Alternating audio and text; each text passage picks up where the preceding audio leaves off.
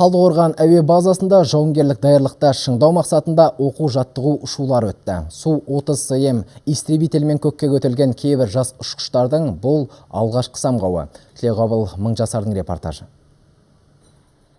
Жас ұшқыш Жасұлан Шүрменов үшін бүгінгі күн ерекше. Ол керемет истребительмен алғаш рет жеке ұшпақ.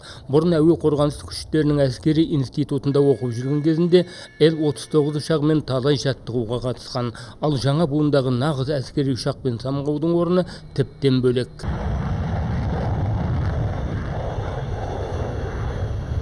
Су-30 СМ ұшағы Талдықорғанға былтыр әкелінді. Қазір авиабазада осындай 4 жаңа истребитель бар. Авиациялық парк биыл оның тағы 2-мен толығады. Олардың қару-жарағы, прицельный комплексі және де жаңағыдай маневренность дейді ғой, аэродинамика жағынан өте жақсартылған, сверхманевренность деген болады. Сондай режимдерға шыға береді. Әйтсе де жетісулық ұшқыштар бұрынғы Су-27 және МиГ сияқты модельдермен қоштаспайды. Олардың бәрі жаңартылып, жетілдіріліп қатарға қайта қосылады. Жасұлан Шүрменовтің истребителі қону алаңына бет алды. Ол аспанда жарты сағаттай қалықтады.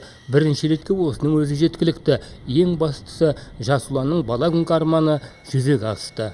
Бірінші ұшқаннан ерекше әсер алдым. Өте жақсы. Тағы да осы ұшақта ұша бергім келеді. Ұшқыш нұсқаушы айтқан талаптардың барлығын орындадық. Авиабаза басшыларының айтуынша мұнда жеке құрамды жоғары деңгейде даярлауға ерекше көңіл бөлінеді. Әр ұшқыш жылына орта есеппен 80 сағат көгілдір аспанда қалықтап, шеберліктерін шыңдайды. Бұл ТМД елдеріндегі ең жоғары көрсеткіштердің бірі. Тілеуғабыл Мыңжасар, Қуаныш Түргенбаев, Хабар агенттігі, Алматы облысынан.